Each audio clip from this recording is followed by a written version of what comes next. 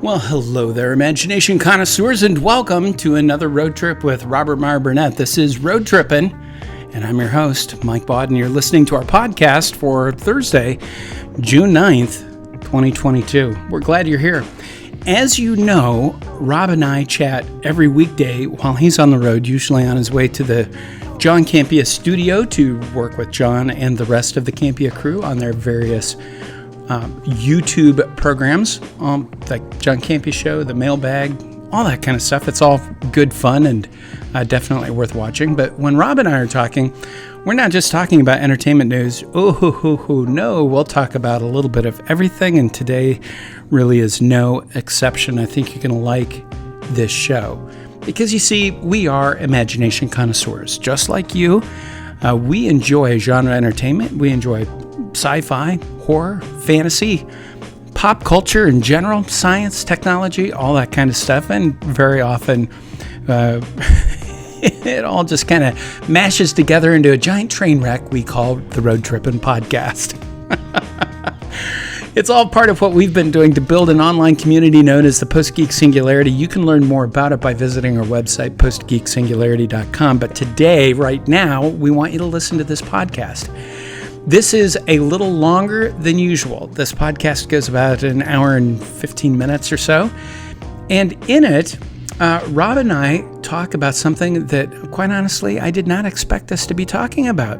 And that is the fact that Rob actually enjoyed an episode of Star Trek Strange New Worlds. Will wonders never cease? Probably not. But those wonders will always start with a dial tone. Someone cue that phone, would you? Well, Mike, how's it going? Doing good, Rob. Good to hear from you. So, I am.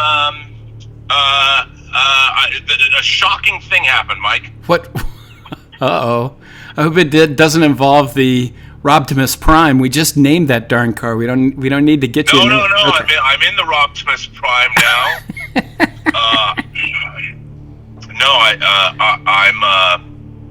I'm in it. All is good, but something happened that I have to tell you about. Oh, what's that? Tell me. I loved this week's episode of Strange New Worlds. Wait, whoa. Has hell frozen over? What the hell? Did the Cubs just win the World Series again? What is going on? Is this really Rob Burnett? I know. That's people are saying it's the hostage crisis with me. So this was the sixth episode of Strange New Worlds, and it was called "Lift Us Where Suffering Cannot Reach." Okay. And plot of I don't want to go into spoiler. Well, actually, I guess I have to go into spoiler. So if you haven't seen this episode, I'm going to spoil this for you. This is a spoiler, an official spoiler alert. If we were on video right now on the John Campea Show, he'd be blinking something on the screen or something, right? To let people know. Yeah. Okay. Yeah. Consider yourself blinked, people. Okay, go ahead. So I won't go into. So the Enterprise rolls up to this planet that Pike is familiar with. Magellan, I think it's called. Magellan, okay. Whatever.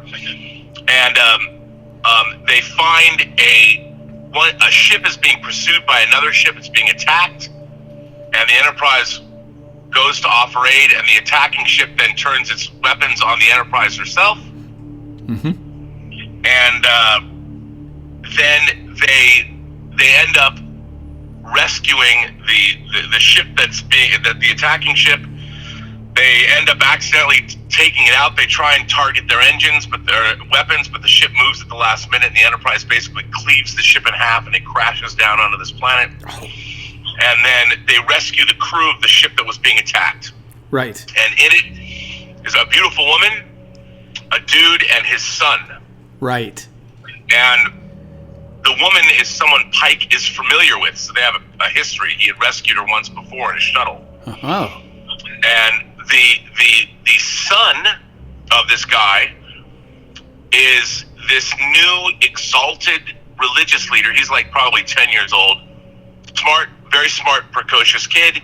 He is going to be the new leader of this planet, this beautiful, bucolic planet that has advanced technology, more advanced than the Federation. They live on this incredible planet of peace and serenity. And this kid becomes the new leader. And he's going to serve and sacrifice for his people. And it was his ship that was being attacked. And he's about to undergo this ceremony where he is installed as he's kind of like the Dalai Lama, I guess. Sure. Of the planet. The Golden Child. The Golden Child, yes, that's exactly what he is. Okay. And the kid's great. And everyone in this episode was involved. You know, Leanne Noonien Singh, the descendant of Khan Noonien Singh, who, by the way, is a great character. And the fact that they saddled her with a backstory that has anything at all to do with Khan is so stupid. But she's a great character. Good. Okay. So I'll buy that. I'm all for that. I'll buy that. And then Uhura is learning from her security protocols, and that's all very interesting. So there's a mystery component. What's going on with this ship? And this ceremony is going to happen, and Pike's rekindled this romance with started a romance with this woman he'd met before, who's like the head of their civilization. Everybody gets to play a part. I loved it all. Loved all of it. And I don't want to like take away from the joy of seeing this, but at the end of the episode, you find out that this kid, in order to protect their civilization and to keep this incredibly advanced, bucolic civilization where everything works and there's peace and harmony, this kid has to be hooked in to an AI system, and he has to suffer perpetual torment for the rest of his existence until they pick a new kid.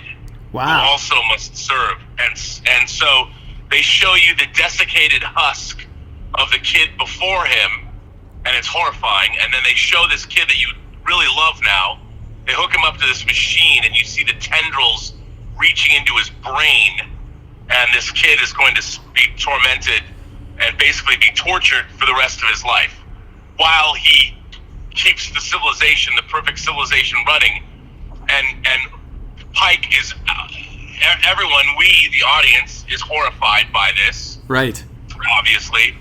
And the woman that Pike is involved with says, look, this is one child in your own civilization on your own planet. How many children do you allow to live in poverty and squalor? How many kids are treated horribly? And you're mad that we have one child? Our civilization exalts this kid. I mean, they basically, through their efforts and their sacrifice, our advanced way of life is kept going by the sacrifice of this kid. Well, that's interesting. That's how it ends. That's how it ends. And so no one said anything about the utopic nature of the way society's supposed to be, right, in the 23rd century. Well, I mean, they do touch on that, but it's mostly for us. Right. Now, here's the thing.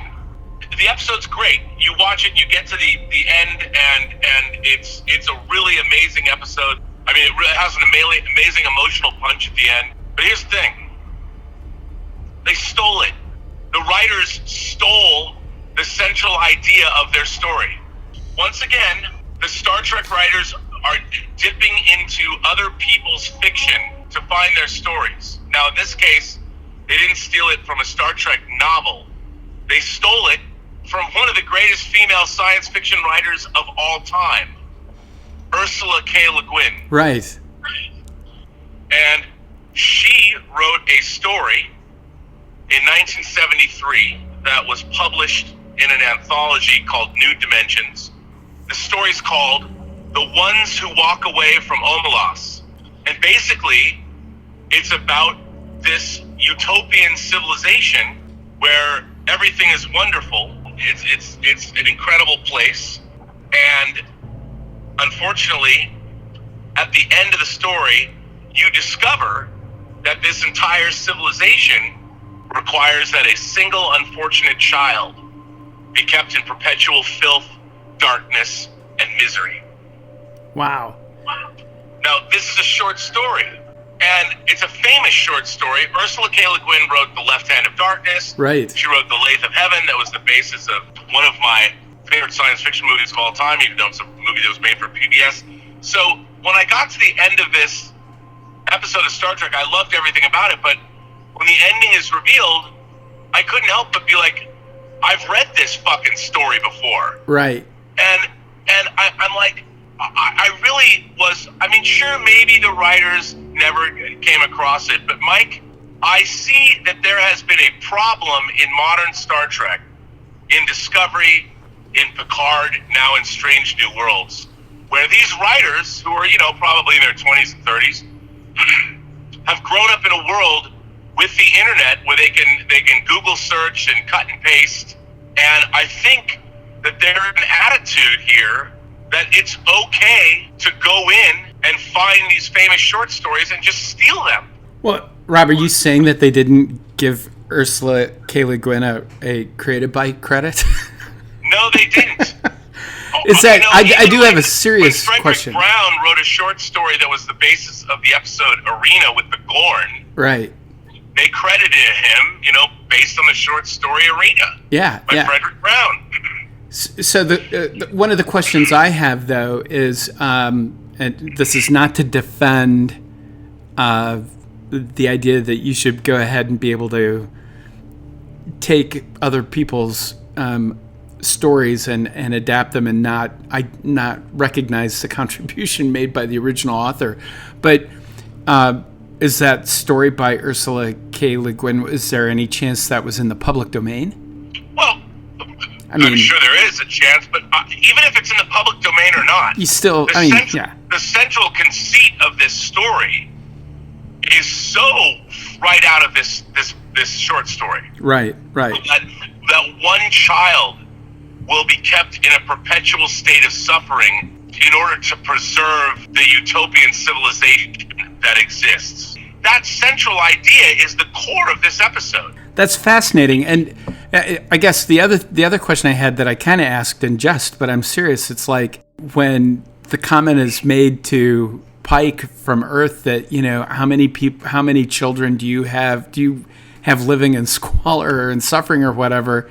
I mean, I thought Earth was supposed to be past all of that by this point. But she's talking about more from a historical perspective or whatever. Okay. Because they didn't put it in those kind of terms. I mean, it's just like in your past or whatever. Oh, okay. I see. And that's speaking to us now. Like, how many kids do you let get gunned down by AR-15s in their schools? Yeah. You could have, and again, that's what great allegorical science fiction is doing, especially coming out on the heels of that latest shooting. Right. However many shootings we've had in the last 2 weeks since then. But the central idea that one kid must suffer, like, intentionally, they know it. They know this society is okay with the fact that this kid suffers the tortures of the damned so the rest of their civilization can flourish. That is a very specific idea. Mm-hmm. Exactly. And it's right out of this story. While I love this episode, I love the character interplay, I still have problems with the show overall, but this is a good episode of Star Trek. But to know that the entire episode and the revelation of it and what it's really all about hinges on a short story that was written by not just a science fiction writer, but one of the most famous female science fiction writers of all time. Oh, absolutely. Is a little like, I guess if you're going to steal from the best. It's like Quentin Tarantino basing Reservoir Dogs on Ringo Lam's City on Fire. Right. I guess that's okay, homage or whatever, but it happens a lot in modern Star Trek. It happens. When I get to the end of the episode, and I really love the episode, but then upon further reflection, I feel icky about it. Right, and because it happens with such frequency that it can't be just coincidental at this point. No, it's not. I mean, it's clearly there's some intention to go ahead that this is the strategy for putting together the shows and themes for the season. So we probably have how many episodes in this first season of Strange New Worlds? Is it 10? I think like 10. Yeah. So we've got 3 or 4 more episodes where, the game now is going to be name that story. What bits and pieces have been liberally borrowed and repurposed for this next episode of Star Trek. I am glad to hear that it sounds like the characters are starting to find some kind of center or anything like that, and they're becoming more appealing. I haven't had a chance to watch much of this series other than what I've been able to pick up, kind of on the fly. But Star Trek, of course, I think, in my opinion anyway, first seasons for most Star Trek shows always seem to be a little dodgy until they kind of hit a stride. Right. You know? Yeah. At least for modern Star Trek, that wasn't the case with the original series. Right. Well, yeah, exactly. However, it is kind of interesting when you take a look and you look at not just the script for the Cage, but all of the other kind of like the first. In that original Star Trek Bible, you see all of the story ideas that Roddenberry kind of like put together and curated in the first season. You realize that, wow, some of these would have been really pretty insufferable had they been produced. But there is still some of the original ideas that he had in there that were good. So, but they were constantly looking for stories and that out of the original series. Of course, back then, a season was 26 episodes. So, it's 2.5 times longer than what we're seeing out of modern Star Trek. You could always, the question of when is homage or when is it okay to do this? And a lot of the original Star Trek episodes, like Balance of Terror was Run Silent, Run Deep. It's a submarine movie. Mm-hmm. And submarine combat and all that. But a lot of these guys came out of the military themselves. So the idea of doing chasing U-boats in the Atlantic is not, even though they made movies about it or whatever, that it showed up in an episode is not... Right. That was more of a contemporary thing. Yeah, exactly. Where this specific idea is so specific to this story that anyone who's ever read this story or knows this story is going to be like, oh, wait a minute, that's blah, blah, blah. And again, like... Omelas. I mean, and then you ask yourself, I would love to be a TV screenwriter if I went and took my stories from famous science fiction novels. It'd be a lot easier to do that than come up with something new. Exactly. Well, and like you and I discussed a few days ago, it's like, what does it hurt them to go ahead and acknowledge the source of so many of these different ideas and give those people credit, even if it costs them a little bit of money? All you're doing is you're building your science fiction bona fides. You're showing that kind of like where this stuff comes from, and you're not trying to pass off someone else's work as your own, which is kind of how it looks when you don't provide any credit. The show deserves better. The fans deserve better, and honestly, the writers need to be appropriately recognized so that they get treated, with some kindness and some respect, because it's hard to give respect when you see it intentionally, missing from so many of the actions that some of these producers are taking. It's too bad. It's a shame. Well, again, I'm glad to hear. And what I'm wondering is like, do the showrunners, are they going out and finding these, like, oh, this is a great story, let's use this and this and this and this and this as basis for our episodes? Right. Like, are they going there and mining story ideas from other writers to then base their scripts off of? Well, it's an interesting question, Rob, because, there's been a lot of trade talk about concerns with regard specifically to Kurtzman and J.J. Abrams, that maybe they've taken on too much and that they have all of these deadlines and all of these projects they're supposed to be working on, and how much of the kind of direction that's being given is really the result of, I hate to say it because I have no idea whether this is true or not, but how much of it could possibly be the result of a few late nights sitting down and doing some internet searches and trying to pull together a brief and putting a bunch of this, of what you find online into a document and passing off the memo and saying, there you go, there's your direction now, I've got other things to do, go write your stories. I mean, I could see a situation like that because I've certainly seen situations like that in other lines of work where, I'll sit down and get material from a client and it's clearly no one's really read what's been given to me. Someone just copied a bunch of documents and put it and wrote a cover memo on it and gave it to me and expected me to kind of untangle the thing. So, it's curious. It is interesting because I know Abrams just had one of his reality show that he'd kind of like floated past Warner Brothers or whatever. They went like, yeah, no, we're gonna pass on that right now. No, it's a science fiction show. Oh, it is a science fiction. He was writing, and it was a huge, big budget science fiction show. They killed it. Yeah, they greenlit it like 4 years ago. Right, but 4 years. I mean, it's kind of like enough already. Where's the goods? So yeah. But and their $500 million deal has resulted in a few things, but not much. Right. And you keep seeing it over and over and over where it's Alex Kurtzman's going to be producing this now, and he's going to be producing this, and he's going to be producing this, and he's going to be producing this. And if you're the guy who's supposed to be the manager of the entertainment brand, you need more than 2 days a month being spent on developing a long-term vision for that brand. It's hell. I have a hard enough time just trying to keep the website updated. Kurtzman, he went and Clarice Starling, doing the Silence of the Lambs series, right, and then doing Man Who Fell to Earth. I mean, clearly they're scouring these genre properties looking for things to develop. So it's not a stretch to think that they're looking into all of these science fiction short stories to mine for ideas for Star Trek. The problem is they want to do it without paying the authors or acknowledging who they are. Yeah.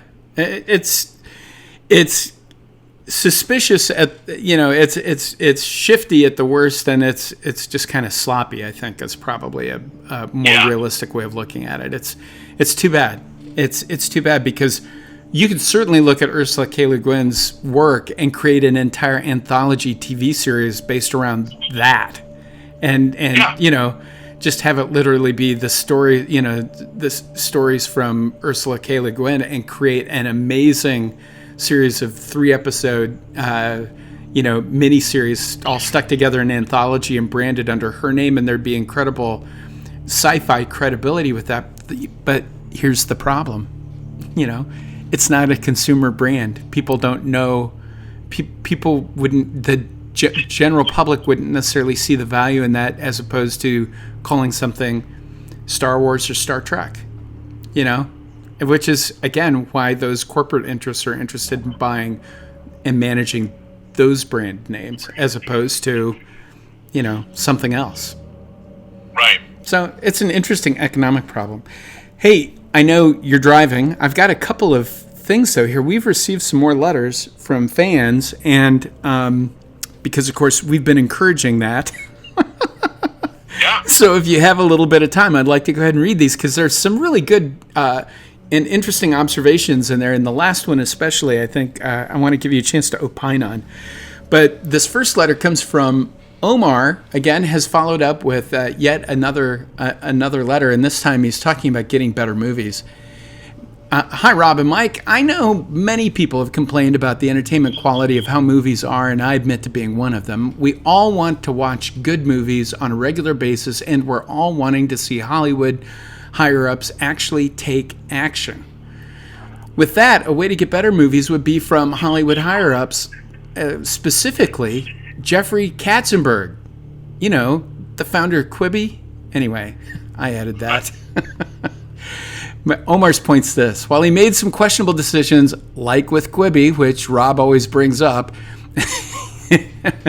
he has made some good suggestions. In 1991, when Katzenberg was at Disney, he wrote a memo about his disappointment in what he saw in the film industry. It was supposed to be an internal-only document, which, of course, didn't last very long. A lot of what he talks about is incredibly relevant today, as he brings up escalating budgets, hiring big names, obsession with opening weekend numbers, and how storytelling has become less important. He brings up how there needs to be a return to roots, saying the best thing to do is to focus on making good stories well executed. if he still has that memo, he can always dust it off and reintroduce it to everyone in Hollywood. And I don't know how things will turn out in the industry down the line, but what he brought up in that memo might be a good way to get better movies. Thanks. Live long and prosper, Omar. And before you chime in here, I just want to say one thing. If Jeffrey Katzenberg can't find a copy of that memo, he can go to our website tonight and download a copy of it off of this post with Omar's letter and our response to it, because I have found that memo in PDF form and I'm going to upload a copy of it. So imagination connoisseurs can actually read that memo from Jeffrey Katzenberg. It's very interesting. But clearly, what I have is a scan of a memo that looks like it was snuck out of an office. Right, it probably was. I mean, I've read that memo many times, and it was a big deal. You know, it was circulating around town back in the day. Mm-hmm.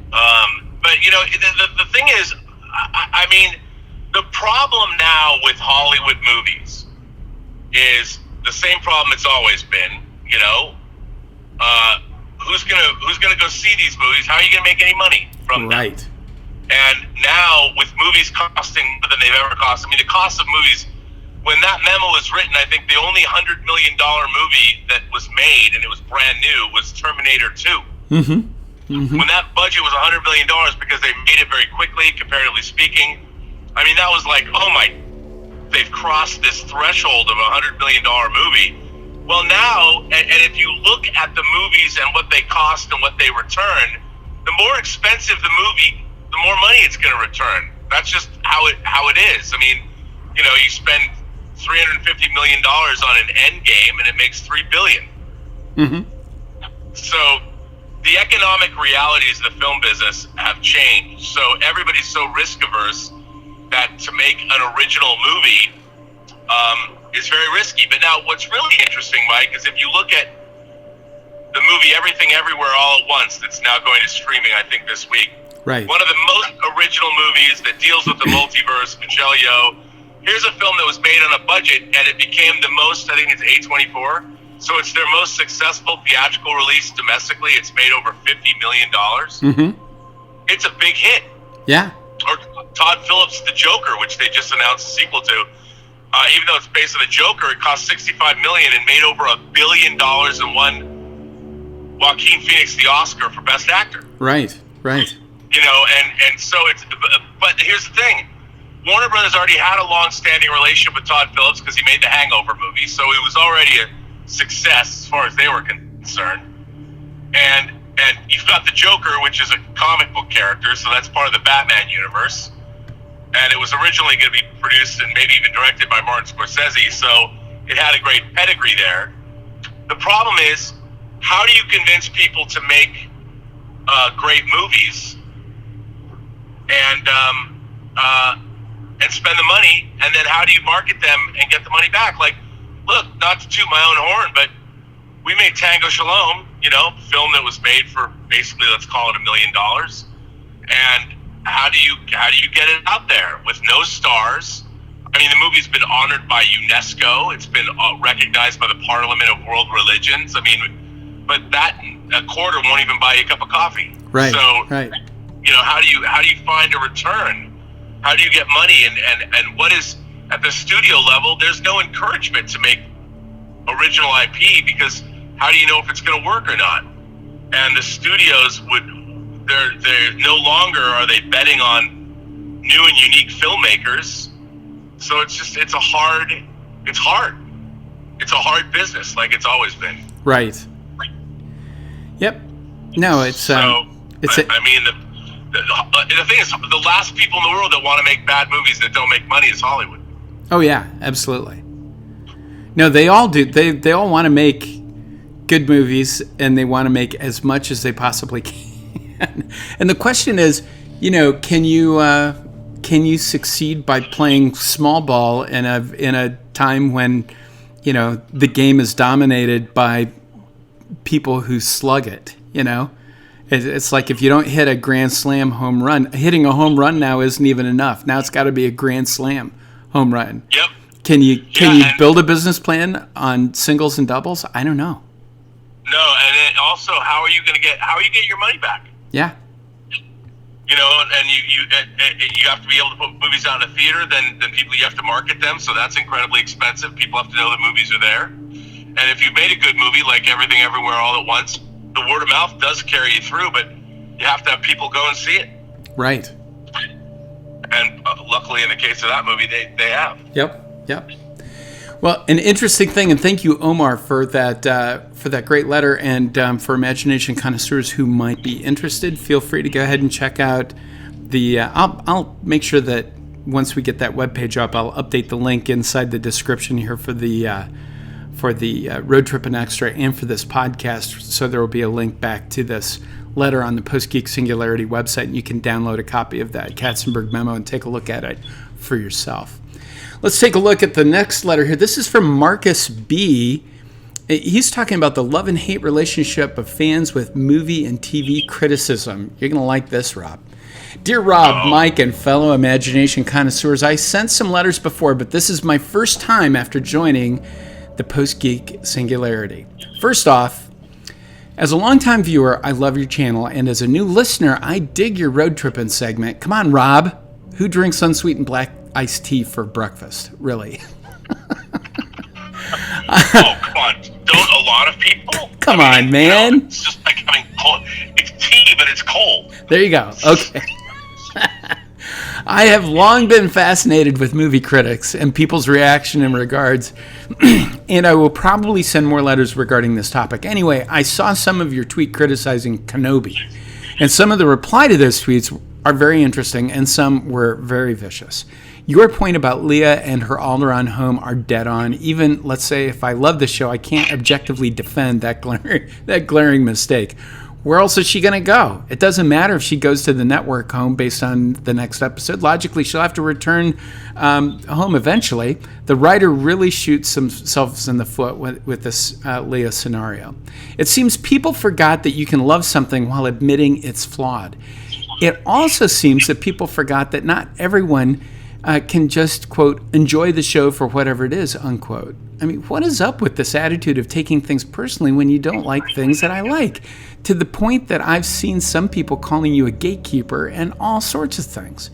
Can you imagine? Can you imagine if Pauline Kael was still alive and active on YouTube and social media today? I just thought that was great. He goes on to say, I love Jordan Peele's 2019 movie, Us. I fully accept the absurdity of the ending. I've seen all kinds of comments and videos about how bad the ending was. I still love the movie, mainly because I really like how he constructed the thriller scenes. I also really love Christopher Nolan's Interstellar. At the same time, I couldn't defend countless arguments against the movie. Even I admit the ending of a reunion between father and older daughter was very weak. But trust me, that I will never ever dislike any person trashing those movies. Anyway, people, nothing can take away your joy experience when you watch something, no matter what wave of social media opinions that comes after it. At the end of the day, it's all a matter of opinion. And Rob, just based on what you ordered for breakfast, now I know why you are so critical of Star Wars and New Trek. Just kidding, Rob. You're a sweet person, unlike your tea. Live long and prosper, Marcus. Well, Mr. Marcus B., a very astute letter. As you can tell, I have transferred. I'm out of the Robtimus Prime, and I have managed to find my way back to the Robservatory, and I'm talking to you on a microphone. So that hence the sound quality has changed, which is great to answer your letter. Hooray. You know, what I thought was really interesting about your letter is that obviously arguments, science fiction fans arguing over sci-fi minutia is nothing new. When I was going to conventions, I was talking about the relative aspects of which superhero was more powerful, the Silver Surfer or Superman. Warp drive, what were the qualities of warp drive as opposed to hyperdrive? You know, which was faster, the Millennium Falcon or the Enterprise? You know, these are long ongoing debates, but never up until recently do they degenerate into criticism of you personally. I criticize someone's ideas, but when someone disagrees with me or I provide some kind of a take, like to criticize Star Wars now at all is to invite people, to invite vitriolic ad hominem attacks on you personally. And I find that kind of strange. I mean, I get it because the level of maturity amongst people has dropped precipitously over the last 30 years. But this idea that, and not only that, I get attacked because of my age. It's so like all the ists come after whatever. It's such a funny thing. But I think your example of Pauline Kael is exactly right. I have a book right over there. It's a 1,500-page book of Pauline Kael's reviews, and there's a lot of movies I love that she hated, and wrote really great takedowns of these movies. And I really appreciated her. Like, here's the thing that I've never understood: your belief should stand up to scrutiny. So if you like something and you believe in something, to have that thing that you believe in questioned should be an opportunity for you to defend it. And you should know enough about what it is that you believe in that you can defend that thing, whatever it is, whether it's the Obi-Wan Kenobi series or whatever you believe, the color, your favorite color, whatever it is, you should be able to defend your beliefs. So you should look at criticism as a personal attack. Because it's not. It's I don't know whether you love Obi-Wan Kenobi or not. I'm just talking about for myself when I go on Twitter, and yet people get offended and come after me personally because they don't like my views of a TV show, and you get these ad hominem attacks, or people are just mean and vicious. I don't take it personally because I'm like, we're talking about Obi-Wan Kenobi, which is a demonstrably disappointing TV show. Right. Now, I can understand liking it. I like Star Wars. Even when there's shitty Star Wars, I'll still watch it. But don't ask me to say that The Rise of Skywalker is a good movie, because it's not. It's not even good Star Wars. It doesn't even have a good story. And they bring back Palpatine with no, you don't even know why. But I know that people love Star Wars so much that it's beyond reproach. It gives me no pleasure to be disappointed in Obi-Wan Kenobi. But I question the whole idea of it. Like, you're asking me to get excited about a show where Obi-Wan Kenobi is rescuing Princess Leia multiple times over 6 episodes. There was a Star Trek novel called Kenobi that was far more interesting and compelling than what they've done with this TV show. And you're saying to me, of all the stories you can tell in the universe, you have to bring in Princess Leia and you have to have Kenobi rescue her? That's your story? Well, he's got to get over his PTSD. No, he doesn't have PTSD. He suffers from guilt. Yeah. The fact that he was part of the Jedi Order that allowed the Sith to get a foothold right underneath their noses and enact a plot that basically plunged the galaxy into war and destroyed the Jedi Order. That's not PTSD. Kenobi's guilty because he's complicit in the fact that the Jedi were blind as bats and didn't see this evil rise amidst them. And what good are they? And that it was his ward who was a primary mover of all the things that disemboweled a peaceful regime of thousands of years. Yeah, no, that's right. He's abject failure. And yes, and that's what it is. It's not PTSD. Right. He won. He beat Anakin. He was able to secret those 2 babies away as the hope of the galaxy. But when he saw what he had wrought in Order 66, he never thought that his whole Jedi Order would be destroyed. And they were. Yeah. I think it's interesting, Rob, that, you've got people who react the way they do to your criticism of it, of things that they like, of Star Wars or Star Trek or anything. People of course don't like seeing the things that they like or the things that they enjoy being criticized by others, especially when that criticism sometimes is difficult for them to defend against because it may actually be valid. So sometimes you see an emotional reaction when that is all a person feels that they have left to give as an emotional reaction.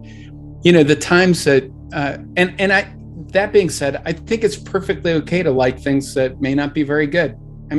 We all do. I like lots of things that aren't good. Yeah. But the thing is, I'm very aware that they're not. Right. I still like them. I like cheesy 50s.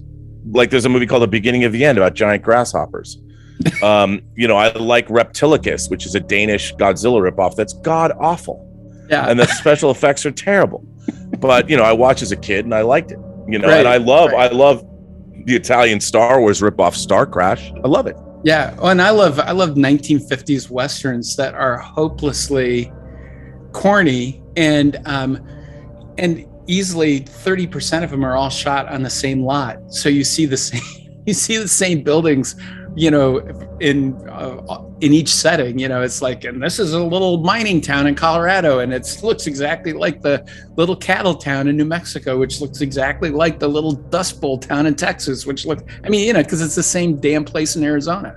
So yeah, there are things that we enjoy that aren't particularly good, but I don't know about you, but for me, part of what I like about those things is that there is kind of that cheese factor that, sometimes it's just enjoyable to watch that and kind of delight in the silliness of it all. What I don't like is when, there's some basic tropes that in principle just take me out of a story. And we talked about this the other day. Prequels, time travel. Some of these things, I just don't buy into it. And so when people ask me what I think, I'm going to tell them.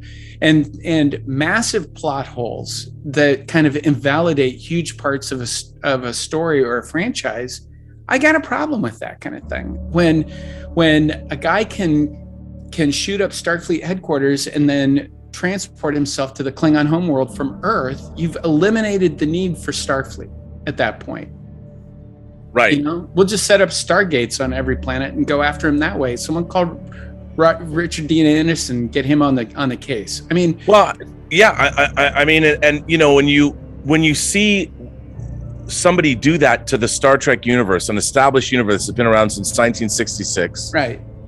And you see these things happen, and you wonder, why did the writers feel the need to do that? Right. Like, especially in Into Darkness, when you see Khan. He has a one-man fighter that he uses to gun down Starfleet Command, and he beams out of his one-man fighter to the Klingon homeworld. Yeah. You look at something like that and you think about, okay. And he leaves the device behind, Rob. So what is Kirk told to do?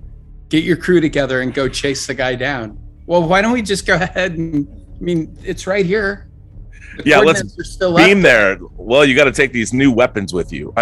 When you actually look at the plot of Into Darkness, in my mind, is perhaps the most dunderheaded science fiction movie ever made. In it, Peter Weller is building this super secret Starfleet dreadnought in a secret base in orbit around Jupiter, and yet he has a model of that very same secret ship in his office. Next to a bunch of the lineage of Starfleet ships. Here's the thing: when I look at something like that, I'm like, how am I supposed to take this seriously? And in it, Khan has put all of his followers in individual torpedoes that they give to the Enterprise, and they want the Enterprise. Peter Weller says, "Here, use these new torpedoes to bomb the Klingon homeworld, and it also presumably destroy the human beings that are in these torpedoes." Like, who thought that was an idea? That, oh yeah, let's have Khan put all of his followers in these individual 72 torpedoes. And the thing is, this isn't me hating on Star Trek. This is me not understanding an amazingly stupid trope, right? That they're asking me to believe that somebody put 72 genetic Superman inside torpedoes, and then they go, well, we want you to use these new torpedoes when you bomb the Klingon homeworld. Like, what? Yeah, it really does sound more like a plot, like something you get out of a 1950s DC comic book. It's kind of that goofy, and there's no better word for it. And I don't care if it's Star Trek or Star Wars. It could be any movie.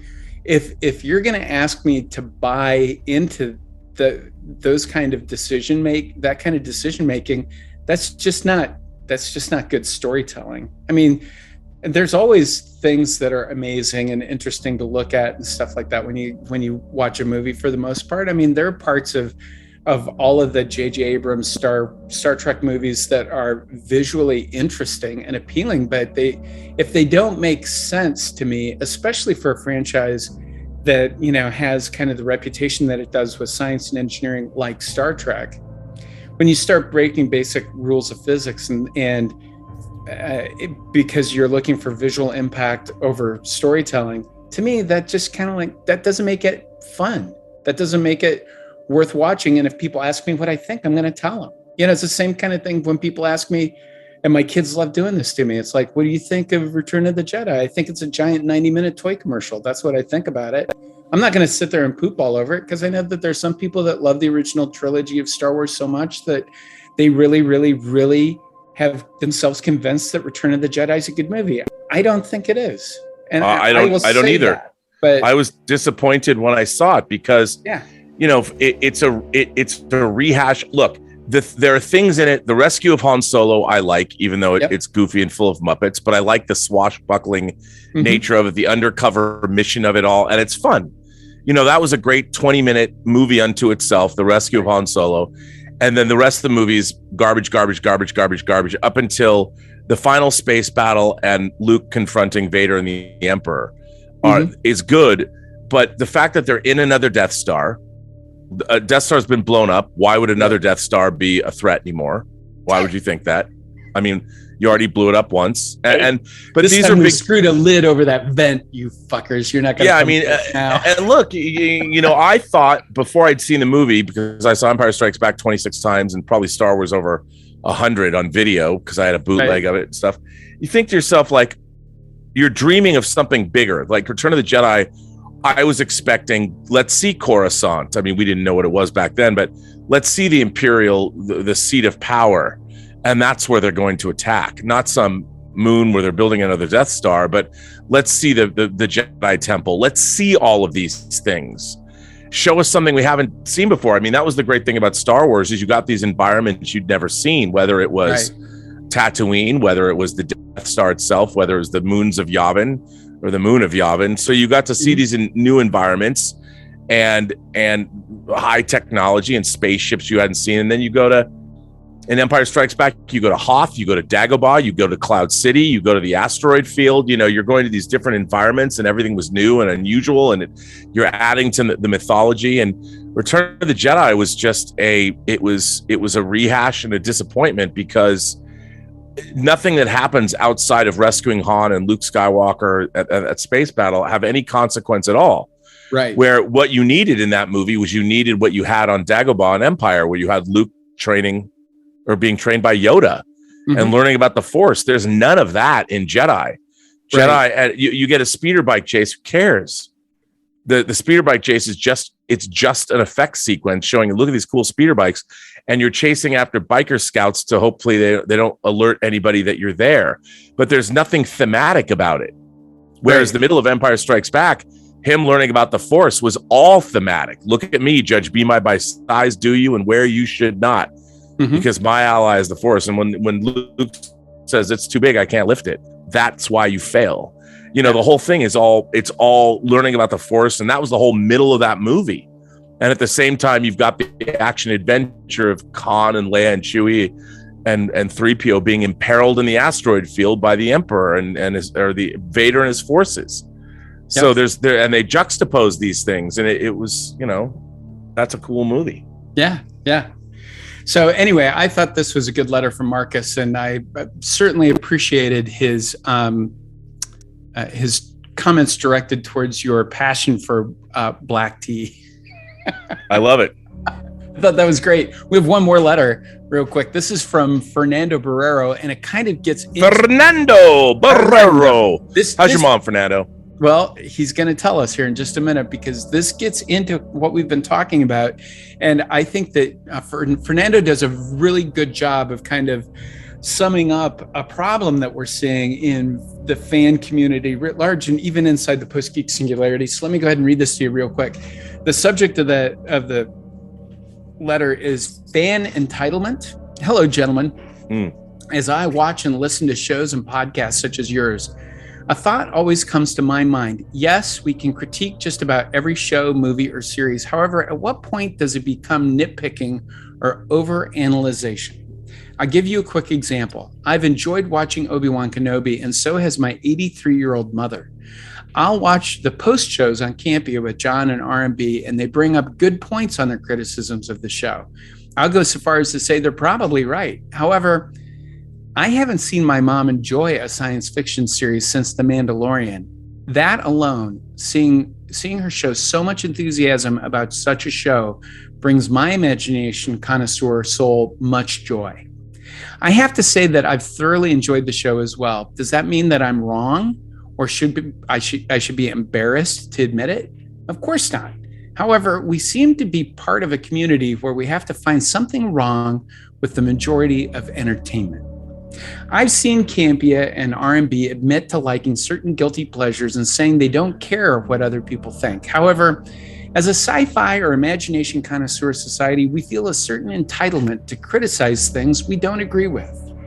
Everybody seems to have a level of expectation of their favorite shows, and if it doesn't fit that expectation, then there's a need to trash or criticize it, and those that disagree are just naive people. So what do you gentlemen think about this? Do you think we overanalyze or nitpick too much? Is there a certain level of entitlement to their shows that fans display? Please explain, and thank you for your time. Imagination connoisseur, Fernando Borrero. So I think that's a valid question, and I think we owe Fernando and all the other imagination connoisseurs of PGS an opportunity to discuss that and think about it, because I have seen on our Facebook group in the last few days people just absolutely being nasty to one another because they do or do not like Kenobi or Strange New Worlds or whatever. And I think it's that's bad. Honestly, we want people to be kind to one another, and while it's okay to say you may not like something, that doesn't necessarily mean that you should be ripped into, nor should you be ripping into people who like that thing that you don't like. So I don't know. Well, that's the thing. Why we make it personal, I don't understand. Right. You know, I think it's beneath imagination connoisseurs to do that. I mean, if somebody likes something, and look, I think it's absolutely valid to criticize the shitty writing and the lackluster care with which these venerable franchises are being treated. And I don't understand it. And the fact that even on Star Trek, like I told you earlier, what I thought was the best episode of the show, still I have to sit there and understand the fact that it was ripped off from a previously existing short story by a science fiction writer who I greatly respect. Now, even she would tell you that the idea that she came from, I think she said it was Dostoevsky, I forgot. And then there was a philosopher who also delved into this same, the idea that Christ, ultimately it goes back to the fact that Christ had to be crucified so mankind could live. Mm-hmm. He died for all of our sins. That idea is not a new idea, but the idea that a utopian civilization would be preserved by the suffering of one child was very, very specific twist Ursula K. LeGuin put on this idea. And this episode of Star Trek absolutely ran away. It stole that idea. And I'll say stole because it wasn't paying homage. They literally lifted that very thing into this, and they added some more details to it. They changed the details of the story. It wasn't just a city, it was a whole planet, but still. And I didn't talk about this in my description, but in the short story, there are people that can't deal with this. They're guilt-ridden and they walk away from this city, and you don't know where they go. Well, it turns out in the Star Trek episode, the ship that's firing on this other ship in the beginning is from a colony of these people that have moved themselves, and they live on this really horrible planetoid, and that's where they're living. The people that have walked away from this society they're trying to save this kid's life. They're trying to liberate this kid, and they're the ones who walked away from Omelas. That's the name of the city. That's the name of the city in the Ursula K. Le Guin story. So they even added that and extrapolated upon it. And you look at it and you're like, come on, man. Yeah. And while I like the idea behind that story, I've always liked the idea behind that story, but I'm absolutely going to criticize it. I even thought the episode was the best Star Trek since 2005, and I'll still criticize it and be like, these guys stole this story idea. Right. They came across this idea and they ripped it off. And here's the point, is that you would be critical like that, whether it was Star Trek or any other show. Yeah. I only care about Star Trek enough to criticize it. Most TV shows I don't give a fuck about. I don't care. Right. But Star Trek, I mean, Mike, I've got a Billy bookcase full of Star Trek books over there. Right. You know, it's something that's been with me for my whole life. And, you know, I'll tell you what is frustrating when it comes to Star Trek and to a certain extent Star Wars. So over there are books written by people like Michael and Denise Okuda, who worked on Star Trek for 25 seasons, 18 years under the Berman reign. They write a book, the Star Trek chronology, where they have documented the entire history of the Star Trek universe in universe. And when there are things that don't jibe, they try and figure out why and add in, fill in those blanks. Well, then a show like Discovery and a show like Strange New Worlds comes along and completely blows up all of that, you know, to insert itself in. So it's not just the work of the shows themselves. I love that chronology book. It took them a long years to write it. And now it comes along and all of that's invalidated. And those books were a part of my fandom for 40 years. Right. Because the people that worked on the shows actually created them. The Star Trek, the blueprints of the Enterprise D. Rick Sternbach did those, who worked at the art department and all that. All these people so fandom was also fueled not just by the people that were working on the shows, but also the people that were working on the shows that were also creating all this ancillary material that made fandom fun. And you felt like, oh, there's a legitimacy, there's a canonical reality of these things because people that worked on them made them. Well, there's nothing like that anymore. They just come on willing. I feel like it's almost like vandalism. The people that are making modern Star Trek are coming in and they're just throwing their weight around. I'm thinking, and when it comes to Obi-Wan Kenobi, I don't begrudge Fernando and his mother for loving a show. Why would his mother care about canonical Star Wars history? She doesn't know. Right. So she can watch the story of Obi-Wan Kenobi and enjoy it. Yeah. Because she's looking at it differently than, say, I'm looking at it. But what I would say, my objection is not that she likes it. My objection is that we are being given substandard material. When we see shows like Breaking Bad, why isn't Star Wars written like Breaking Bad? And when someone says to me, well, you know, Rob, Star Wars was always for kids. I'm like, no. Bad writing is for no one. Right. You know, and good writing is for everybody. And it doesn't matter what you're writing. It doesn't matter whether you're writing a Saturday morning cartoon or you're writing a Broadway play or you're writing a novel. Writing should be good writing no matter what medium it's for. You know, it didn't used to be that people would write bad children's shows. Some people did, but, you know, if you go back and you look at like Leave It to Beaver, which is essentially a family show, it wasn't badly written. Right. You know, the Our Gang shorts with Spanky and Alfalfa in the 30s, there was an absurdist streak running through them, but they were also not badly written. Right. Which is why they endure. I think now what we're getting bad writing from people that haven't studied writing enough. Or they've only studied a facet of writing. And that's what I criticize. That's what I rally against, because I feel like the people that are doing these things are not doing the work. If they work for me, I'd be like, you didn't do your job, you're fired. Because they're not doing their jobs. They're doing just enough to get by. I feel like half the writers that are writing are venerable franchises. They're all people that only read the Cliff's Notes. Yeah. You know, they didn't really read the novel. They just read the Cliff's Notes. They know what the plot is, but they didn't read the whole book. And I know that because I've read Cliff's Notes. I've read Cliff's Notes and substituted my understanding of things because I didn't even have the time or the inclination to get it all done. Right. You know, so someone scours through all the short stories that have won the Hugo over the last 50 years. You just read the description, you're like, ooh, that's a good idea. You click on it, you get the idea of Those Who Walk Away from Omelas that Ursula K. Guin wrote, and then I can now make a Star Trek episode around that central premise, and they do. Yeah.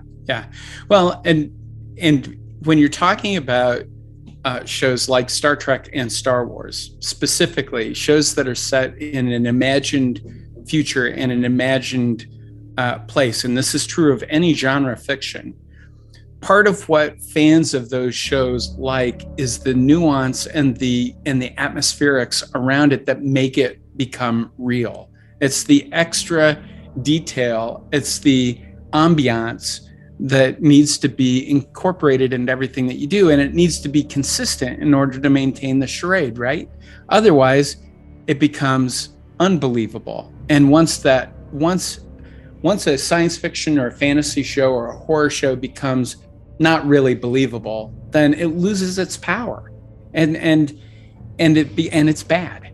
There's just no better way to put it.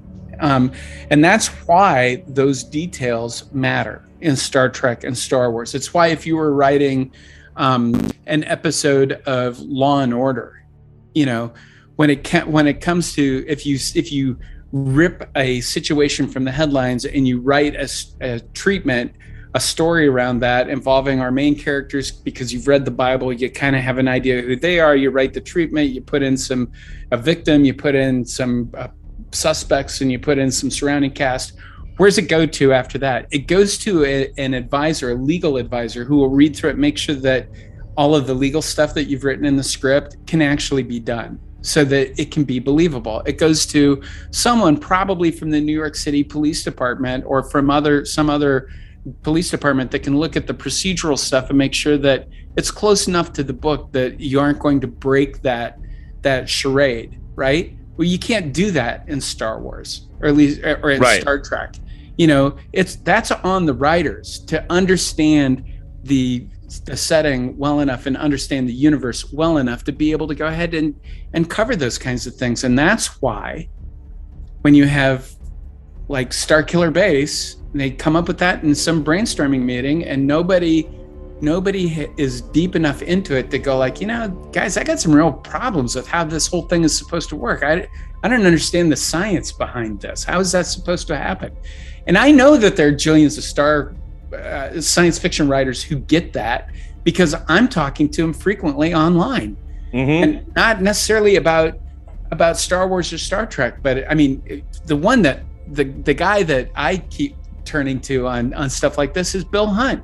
There's not a better crunchy sci-fi guy, that I know and could email than Bill.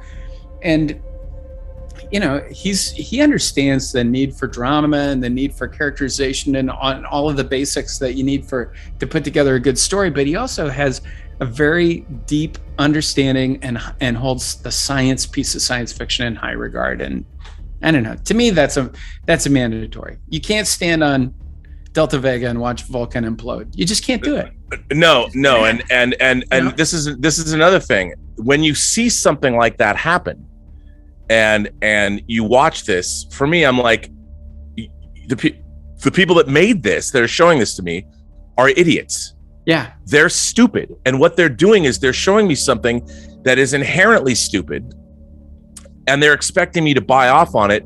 And I just look at it, and I look at this and I think to myself that the people that made this movie, again, are lazy. They haven't done the work, and they're dumb. And I couldn't get past that when you sing the Enterprise built on Earth. Yeah. Like the Starship Enterprise, or the Starship Enterprise underwater in an ocean.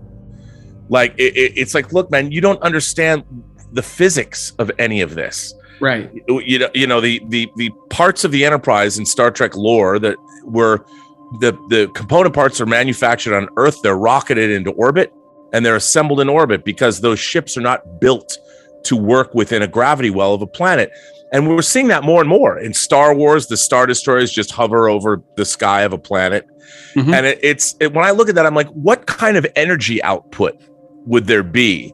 The cool thing is about capital ships is they belong in space. Right. That's kind of the whole point. That's why they have the Tidarium shuttle that'll land. But starting with Attack of the Clones, nope. Star Destroyers were on Earth. Because why? Because some production artist painted it that way. And then suddenly it's like, ooh, isn't that cool? We're going to have a fleet of Star Destroyers on the ground.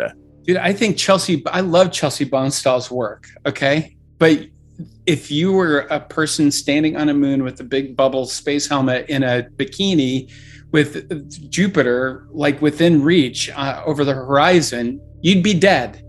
Okay. Right. I mean, he painted really cool pictures, but he was not, you shouldn't just go ahead and say, that's what we're going to make then, unless in your universe and your story, that kind of absurdist, out the window science is part of your universe, in which case then go for it. I love retrofuturism. I'd love to do a retrofuture movie, but I'm afraid that people would look at it and say it's some kind of like LSD induced fever dream. It's not really science fiction. It's just like a crazy space fantasy. Yeah. Right. And that's why, we're critical of these things. Mm-hmm. We're critical of them because science fiction, the whole point of these things is that there was always some semblance of believability. Right. And I find it the shattering of verisimilitude that happens now. Look, in Star Wars, is there sound in space? No. But when could snub fighters maneuver like World War II fighter planes over the Death Star? Not really.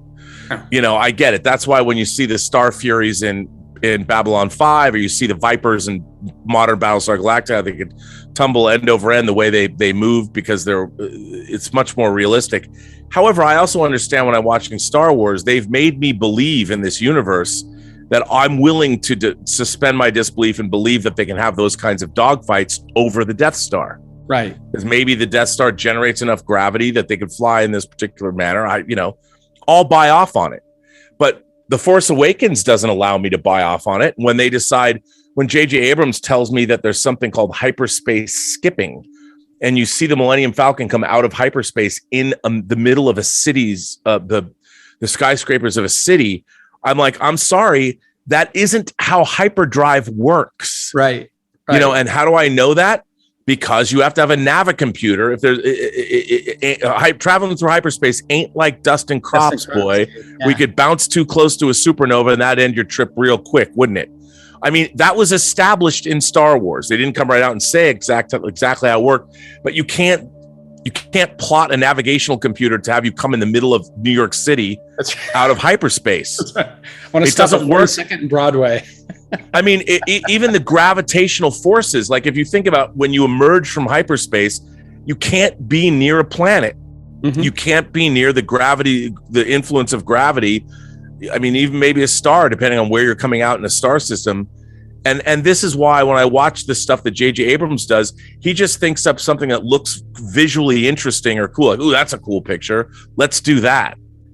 And he doesn't care about his established lore. And he did it to both Star Trek and Star Wars. And in my mind, he shattered the verisimilitude of both universes by doing stupid things that he thinks are cool. Mm-hmm. Yeah. No, and I'm going to be critical of that. The guy doesn't understand how a transporter would work. Mm-hmm. You can't beam somebody. The Enterprise is traveling at warp speed. Where it's never in the same position twice, and they're going to beam on board the Enterprise. I beamed Scotty into the tube of water.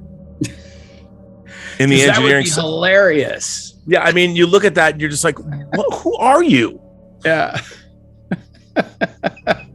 The funny thing about the transporter is if you're going to use it, the transporter is a storytelling device. That's all it was. It was created as a way to get our crew from the ship down to the planet without having to show a miniature ship leaving and landing every time.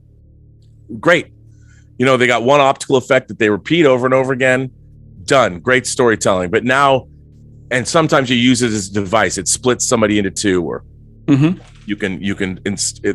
Scotty beamed himself into a ship, and it allowed him to survive for 75 years when he was on a crashed spaceship. And now, of course, they've ripped that idea off for Strange New Worlds, but in a unique, interesting way that I'll buy. I actually like the idea of it. But it's what J.J. Abrams does with all this stuff is he just destroys it all, makes it completely unbelievable. Well, we got a little far off of Fernando's letter here, so I'll probably trim that down for the response back on our letters page. But I do think that we've covered some really important points when it comes to criticism of our science fiction and fantasy shows and entertainment in general. I've got problems. It doesn't really matter what the franchise is or what the film is or what the TV show is, even if it's just a one-off deal. If things don't stick together in a certain way, I can end up not being entertained. And if well, that's exactly right. And if people ask me what I think, I'm going to tell them. And, usually I don't chime in on those conversations unless someone's flat out wrong with what they're saying. And generally on the Post-Geek Singularity stuff, the only time I'm chiming in on anything is when I sense that either tensions are running too high and people are about ready to say something inappropriate, or people have been saying something inappropriate and we need to put an end to it. So, right. But that's because we own it. We want to try to make sure people have a good experience. So indeed. Interesting. All right, my friend. Well, hey, thank you very much. I do appreciate you kind of filling in and help me out here. I know I was busy this morning. I apologize for that, but no. I try to keep my appointments now pushed into the afternoon so that we can go ahead and record the podcast in the morning. So, and yeah, absolutely. People are liking them, so that's nice. It is. Got that going for us. And where can people send us letters, Mike? Well, as I often say on our podcast, it's very simple for people to keep in touch. All they have to do is just go to our homepage at postgeeksingularity.com, and you will see a big button on the right-hand side, just under the pictures at the very top of the webpage. There's a big button that says "Send a Show a Letter," and all you do is you click on that button. You go to the little drop-down menu, pull down to Roadtrippin with RMB, type in your message, hit send, and faster than you can say abracadabra, that message shows up in my inbox, and then we share it and talk about it the very next day. So it's a lot of fun. Yep. People have been doing it. We really appreciate all of the mail we've been getting. It's been good. Yeah, absolutely. Yeah. So, Rob. All right. Thank you very much, sir. It's great, as always, to hear from you and to speak with you. I do appreciate it, and I'm going to work on putting our podcast together here while I have the hearings playing on my computer, I think. Absolutely. I'm going to do that. All right. All right. Take it easy, buddy. I'll talk to you later. All right, man. I'll see you later. All right. There's a first time for everything, isn't there? That was a weird deal. We had some audio problems with Rob's phone, so we waited till he got back home and cut the second half of this podcast, obviously at a little later date, from the Robservatory. He sounds so much better, and you can really tell I'm using a second-rate microphone. Oh, well, it's yet another Roadtrippin podcast. This one, number 41, and that's it for today, for Thursday, June 9th, 2022. I promise you, we're going to continue to work on our audio quality. Now we have something to shoot for as far as how Rob sounds there. We'll work on seeing if we can make some improvements on this end, just short of getting a new host. Anyway, Roadtrippin is a production of Imagination Connoisseurs Unlimited, LLC, and is transmitted throughout the Post-Geek Singularity from our studios located in a water tower near the Shady Rest Motel. Again, another deep cut in the 1960s and 70s sitcoms. It's the best I can do, folks, right off the top of my head. Sorry. You can find Roadtrippin on your favorite podcasting platform and on our website, postgeeksingularity.com. We also post links on our to our podcast on all of our social media accounts. You'll find the PGS on Facebook, Twitter, Instagram, YouTube, TikTok, Reddit, and Discord. I'm not sure what happened to our Tumblr page. It has gone missing. It has... Maybe it's in hiding with Princess Leia and Obi-Wan. Seriously, I have no idea. It doesn't really matter anyway. I think there's only like 2 of us that were subscribed to it as of right now. It's kind of like our Reddit page where it's a lot like me talking to myself in the dark. You can access our Discord server, though. We've got hundreds of people that belong on the Discord server. You need to be there too. All you have to do is click on the link on our website and go to our online community. You'll participate in Discord. It'd be great if you sign up, because we love to keep in touch with folks. But even if you don't want to sign up, if you just want to go and talk to some folks, share a clever meme or tell a funny story or whatever, you're certainly welcome to do that.